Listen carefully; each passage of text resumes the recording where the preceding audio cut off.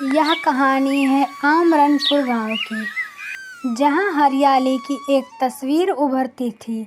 गांव के चारों ओर फैले बगीचे इसकी शान थे।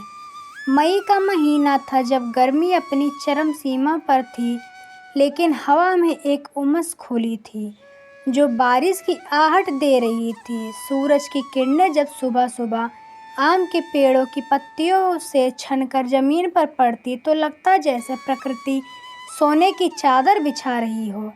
गांव के बीच बहने वाली छोटी सी नदी, जिसे लोग गंगा कहते हैं, अब सूखने की कगार पर थी, लेकिन बगीचे अभी भी लहलहा रहे थे। जतिन इस गांव का एक साधारण किसान था। उसका घर गांव के एक छोर पर था, ठीक उस बगीचे के पास जो उसकी जिंदगी का आधार था। जतिन के लिए उसका बगीचा सिर्फ खेती का साधन नहीं था, बल्कि उसका मंदिर था, उसकी पूजा थी। सुबह होते ही वह अपने 12 साल के बेटे टिंकू को साथ लेकर बगीचे में चला जाता। टिंकू को आमों से उतना ही प्यार था जितना जतिन को। वह पेड़ों के नीचे दौड़ता कच्चे आम और चिल्लाता, बाबा, इस बार तो बाजार में धूम मच जाएगी। अरे चिंटू, जल्दी मत कर, आम को पकने दे और मौसम को भी तो देख। जतिन को अनुभव था। उसने अपने 30 साल के जीवन में कई बार मौसम की मार देखी थी, कभी सूखा, कभी बेमौसम बारिश, लेकिन इस बार उसे कुछ अलग सा लग रहा था। हवा में एक अजीब सी बेचैनी थी। इतना सोचते सोचते वह घर आ गया। उसने अपनी पत्नी गरिमा से कहा, गरिमा, इस बार मौसम कुछ ठीक नहीं लग रहा है। बादल देखे हैं, काले काले, जैसे कुछ अनहोनी की खबर ला रहे हों। गरिमा बोलती है, अरे तुम भी ना हर साल यही कहते हो। भगवान पर भरोसा रखो, सब ठीक होगा। लेकिन जतिन का मन नहीं मान रहा था। वह जानता था कि आम का मौसम सिर्फ फल लाने का समय नहीं है, बल्कि एक ऐसा इम्तिहान है जो हर साल उसे प्रकृति के सामने ला खड़ा कर देता है। आमरनपुर कोई बहुत बड़ा गांव नहीं था। कुल मिलाकर 100-150 घर होंगे, लेकिन यहाँ की खासियत थी कि हर कोई एक दूसरे को जानता था। गांव की पंचायत का मुखिया रामलाल था, जो उम्र में बुढ़ा था, लेकिन जोश में अभी भी जवान। रामलाल का मानना था कि गांव की खुशहाली आम के बगीचे में बसती है। वह अक्सर गांव वालों को इकट्ठा करके कहता, देखो, यह आम हमारे गांव का गहना है। गांव में एक बुढ़ी दादी भी थी, जिन्हें सब अम्मा कहते थे। अम्मा की उम्र कोई नहीं जानता था, लेकिन उनकी कहानियाँ गांव के हर बच्चे को रट रही थी। टिंकू को अम्मा की कहानियाँ बहुत पसंद थी। वह अक्सर उनके पास बैठता और पूछता, अम्मा, तूफान इतना बुरा क्यों है? अम्मा बोलती हैं, बेटा, तूफान बुरा नहीं होता है, वह तो प्रकृति का तरीका है हमें सिखाने का। जो टूट जाता है उसे फिर से बनाना पड़ता है, और जो बनता है वह पहले से ज़्यादा मजबूत होता है। एक दिन दोपहर में जतिन अपने बगीचे में था जब आसमान में बादल गिरने लगे। हवा तेज हो चली थी और पेड़ों की पत्तियां सरसराने लगी। गांव के कुत्ते भौंकने लगे और पक्षी अपने घोंसले में छिप गए। जतिन ने टिंकू को आवाज़ दी, टिंकू, घर चल, लगता है बारिश आने वाली है। शाम तक गांव में खबर फैल गई कि रात को भयंकर तूफान आने वाला है। रामलाल ने पंचायत भवन में सबको बुलाया और कहा, सब लोग अपने अपने घर संभाल लो, खिड़कियां बंद कर लो, सामान अंदर रखो, और हाँ, बगीचों की चिंता मत करो, जो होगा उसे बाद में देख लेंगे। जतिन का मन बेचैन था। उसने गरिमा से कहा, मैं बगीचे में जाकर कुछ टहनियों को रस्सी से बांध दूं, शायद कुछ बच जाए। जतिन जान से बढ़कर कुछ नहीं रहने देता, लेकिन जतिन नहीं माना। वह रात होने से पहले बगीचे गया और जितना हो सका पेड़ों को सहारा देने की कोशिश की।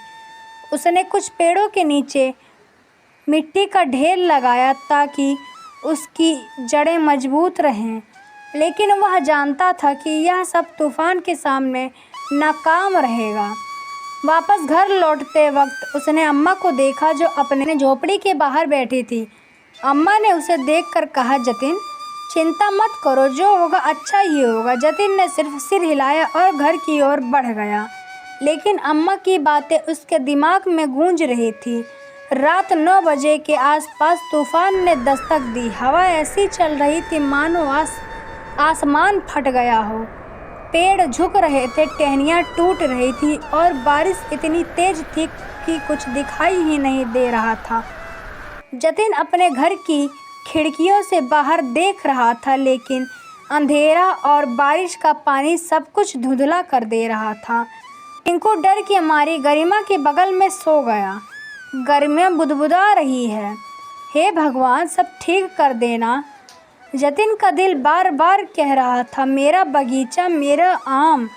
वह जानता था कि इस तूफान में कुछ तो टूटेगा, लेकिन कितना, यह सोचकर ही उसका दिल बैठ रहा था। रात भर तूफान का कहर चलता रहा, कभी हवा की आवाज़, कभी पेड़ों के गिरने की, कभी बारिश की रफ्तार। सब कुछ मिलकर एक डरावना माहौल बनता रहा।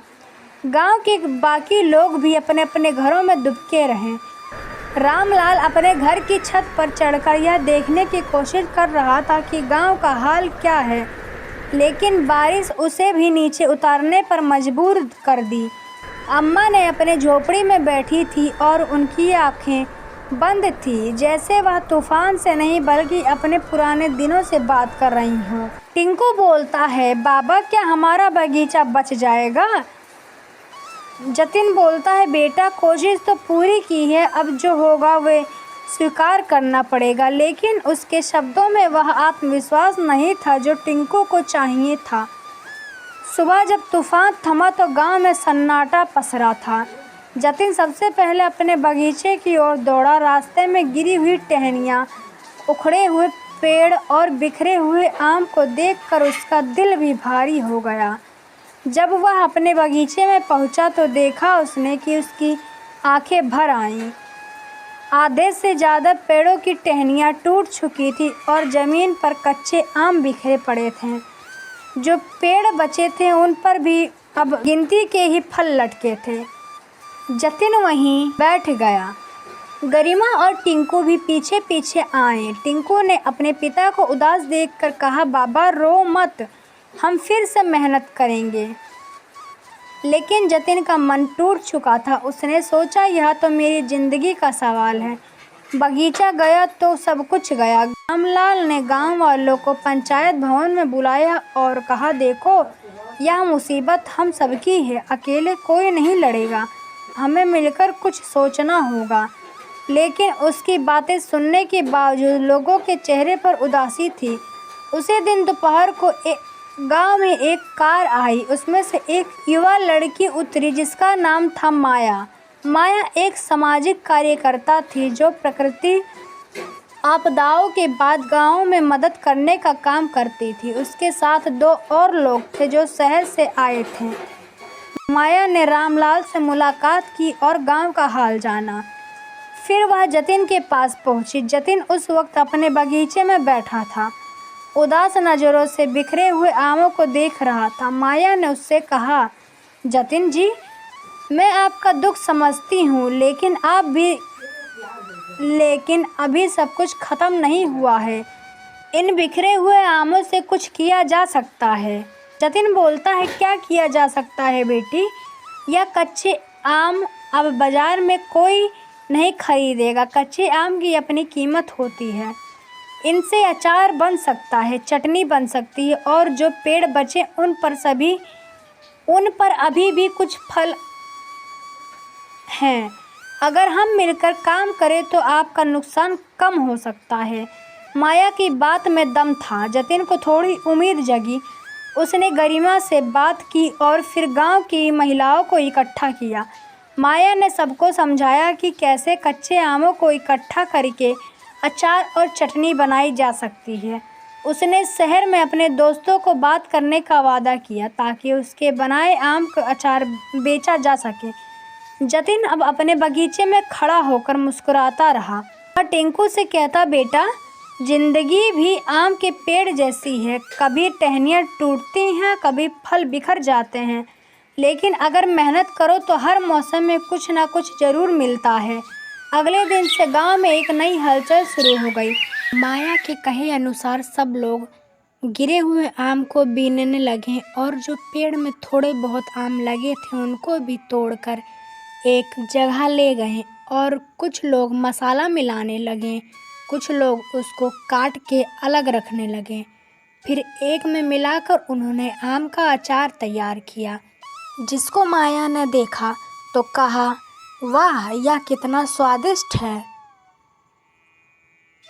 डिब्बों में आम के अचार को भर के एक ट्रक में रख दिया जाता है। फिर माया उस ट्रक को बाहर भेज देती है और फिर वो अचार बेचकर जो पैसा आता है वह जतिन को दिया जाता है।